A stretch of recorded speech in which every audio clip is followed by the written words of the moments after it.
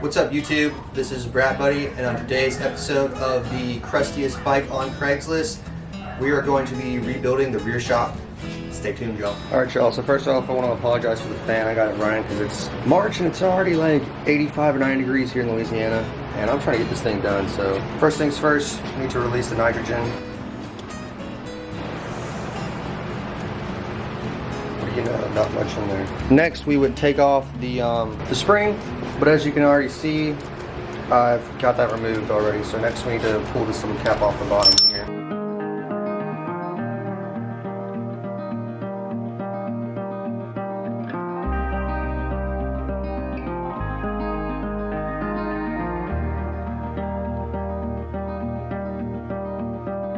Yeah, don't do what I did. Until right there, I pushed a little bit of it up, so I put it in there like that instead of like this. So be careful. It'll be alright, I'll just file it down or something.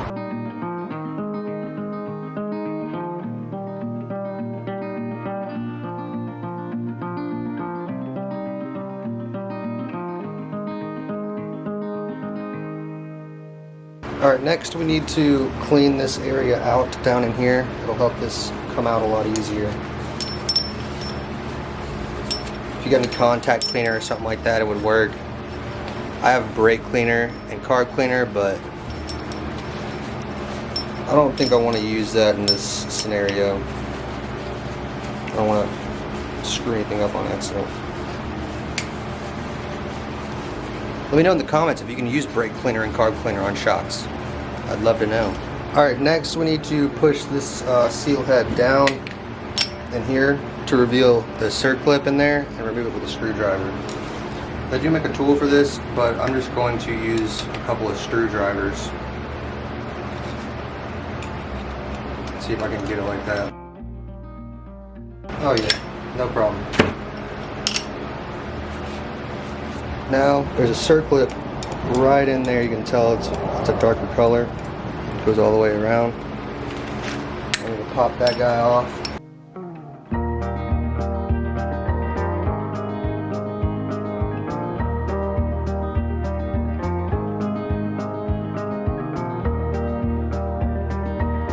Alright, so it actually took quite a bit of time, patience, and a couple of screwdrivers and a little bit of jerry rigging with some zip ties here to keep this out of the way. I don't know if you guys can see that, but I've kind of got it positioned in there to where I can hopefully get it out.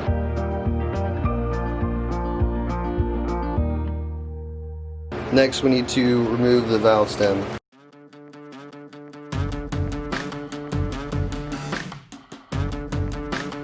And push the... Alright, now we need to mark the position of our valve stem. There we go. This will be easier to put back together. We know where to put it. Now we need to push the bladder in, which reveals another circlip, and now we need to pry this bad boy out. Okay, so it is the next day. Got a little frustrated with this. Couldn't get the ring out of here. As you can see, right in there, it's almost off. I'm about to just push it down the rest of the way. What I found was I had to grind down a screwdriver, one with a little bit, really thin on there, and it was able to get down in there and push this clip down into the bottom so that you can pull it back out.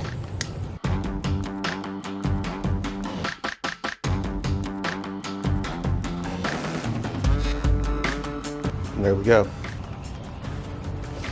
Now we got that clip out. Next we want to clean down in there. Get some contact cleaner or some suspension cleaner. That'll work even better. It'll just help it come apart easier. Okay, so next I'll take a rag, or in my case an old pair of boxers that have been retired. Put it over the seal head and try to remove it.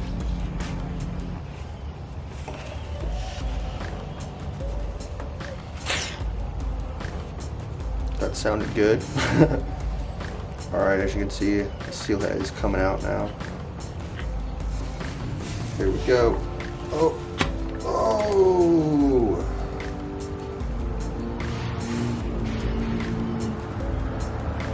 There we go, people. Now I need to remove the bladder. And I'm having a little bit of an issue with that, so I decided to try to use these clutch holder pliers, tool, whatever you want to call it. Just kind of clamp onto the sides there.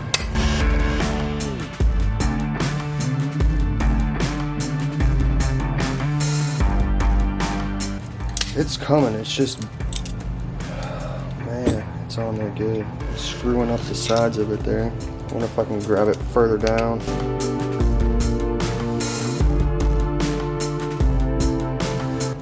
Alright, so it was a little sticky. So what I did off camera was I held it upside down. I'm not going to do it because it's going to leak oil everywhere, but I flipped it upside down and I took a hammer and hit what would be the top of this. The pliers flew off, but it was just enough to jar this bladder loose. And there we go. So next, we've got our seal head taped up with a rag. As you can tell right there, that's the seal head up in there. With just the nut at the top exposed there, we're going to grind off this peened edge with a Dremel tool. Safety first, kids.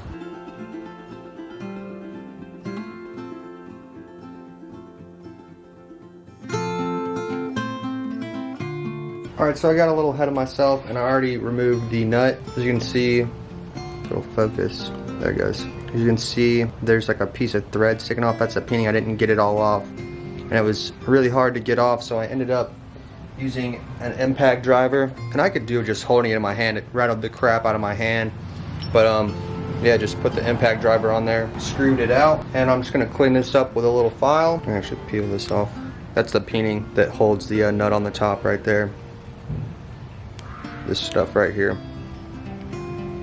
So yeah, now we're about to take the valve stack off and replace the seal head.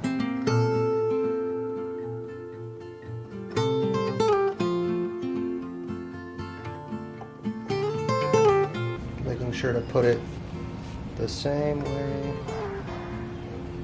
that it came out.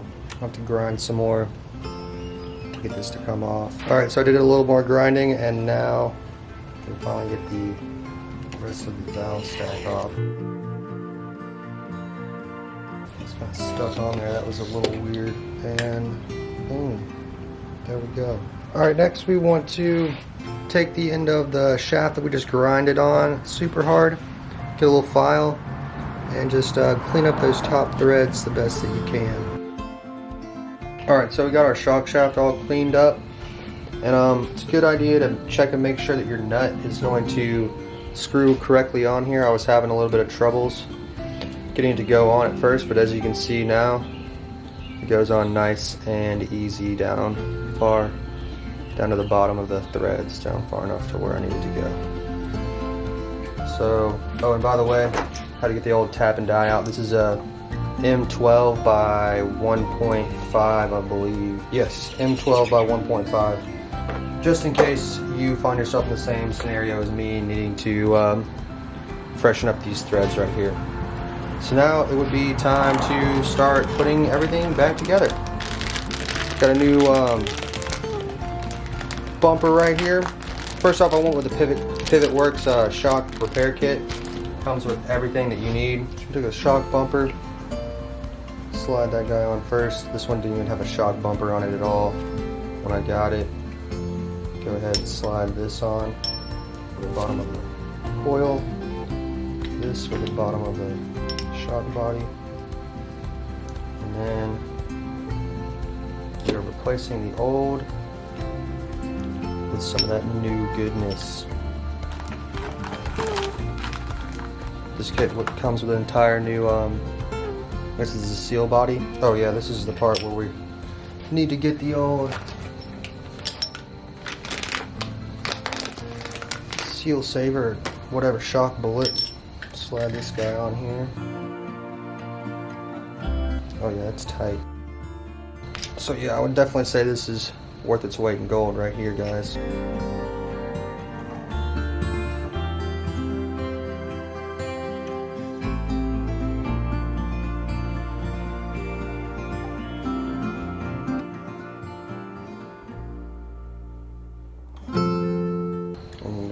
snap back on top.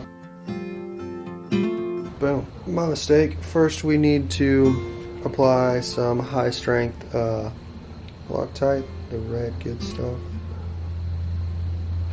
Alright, now we put on the nut. Then we need to torque it down to 35 foot-pounds. Alright, now I'm going to adjust the compression all the way out. This just helps the oil flow. You don't want to go too far. It'll stop at one point, don't go too far. It's less click, so I'm good to go. Alright, so next we're going to change the bladder, and I believe I can just kind of, peel this old guy off. It's really not in horrible shape, but my kit came with a new one, just in case. So I figured I'd go ahead and slap it on there. There's no O-rings or anything, so.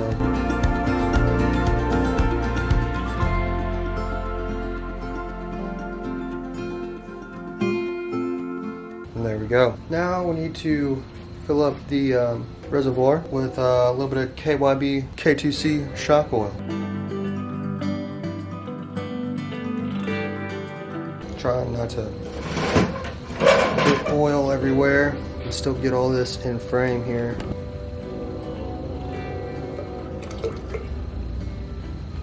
So we put some in both. Gonna hit this side a few times, so in case there's any air between. I can actually see some bubbles coming out. It'll force the air through so there's no air in here.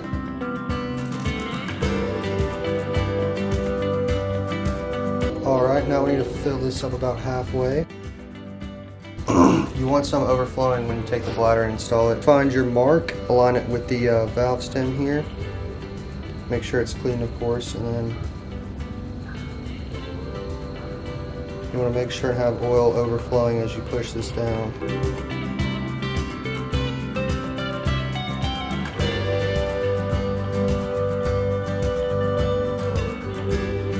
Oh, there it goes. Alright, sorry if y'all couldn't see that. I had to put some major force on it. I'm going to push that down pretty far. And then my kit only came with one new, I should say, snap ring. And if you compare the ones that came off, the distances between the ends, like the difference between the ends right here, between here and here, are different. So the one with the smaller gap is going to be the one that goes in the reservoir. And it's about to start raining on me. So I might have to shut that garage door if it gets loud. I apologize, because I'm kind of in the middle of something, as you guys can tell. Just heard that snap into place. Alright. Stay. Alright, so now we need to install the valve back in here, the Schrader valve. And I'm going to have to pull this up a little bit because it's a little far down in there. Alright, maybe that's enough. Yeah. Oh, I should probably put the valve in there first. Huh. Alright, now we're going to take our bike pump. Bam, you know, old school kind of bike pump, and put 45 psi in it.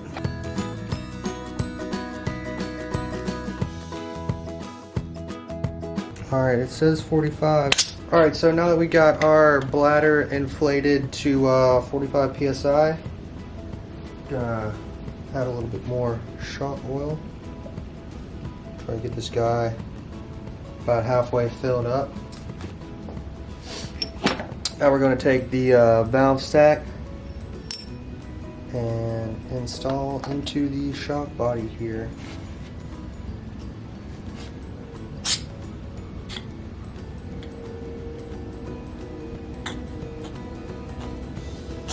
You know what, that ain't right. We have oil coming out of that as it goes in. All right, so fill it up all the way with shock oil. Now we put our valve stack in.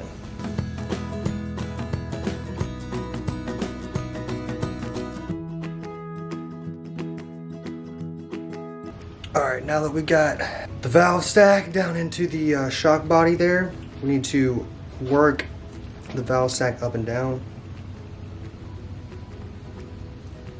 and get all the air out.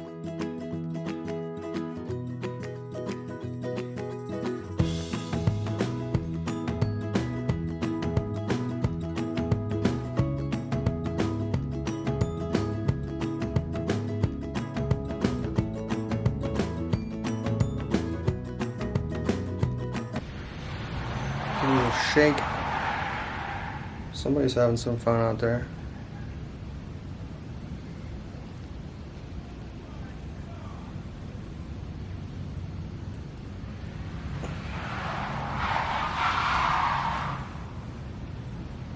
Somebody's having way too much fun out there. I just want to shake it. Try to bleed out those bubbles. Don't want any air bubbles in here.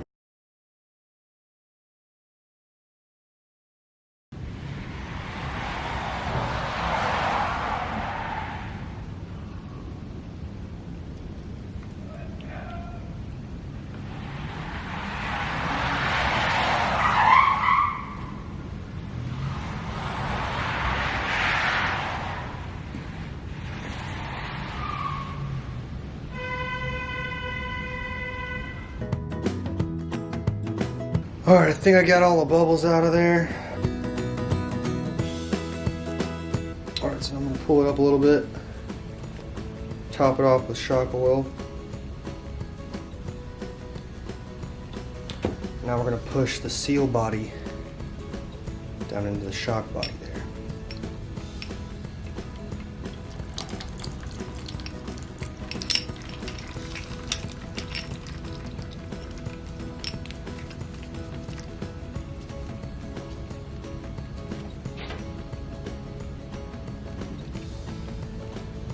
Eventually get to this point where it doesn't want to go anymore, like so. So I'm going to release some air. I felt that actually move down on my left thumb over here. I pushed, let out a little more.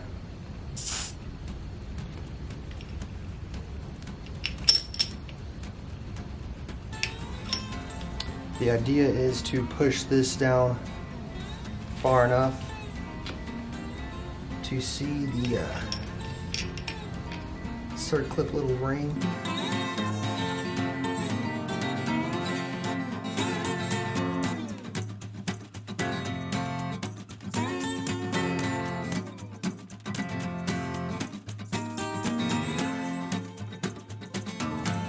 That'll pull the shaft back out.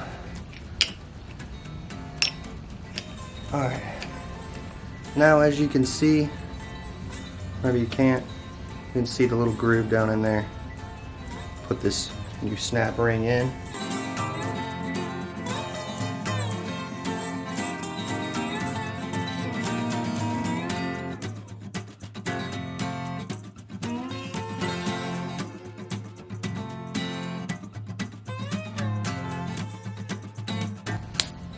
Oh, boom. Snapped perfectly in there. Alright, now we need to fill the reservoir back up to the 50 pounds, and we should see this seal body move up and cover the clip that we just put in. That's when we know we're good to go. Alright, now that we've filled it up and I've gotten the seal head up there, we can go ahead and close it on up.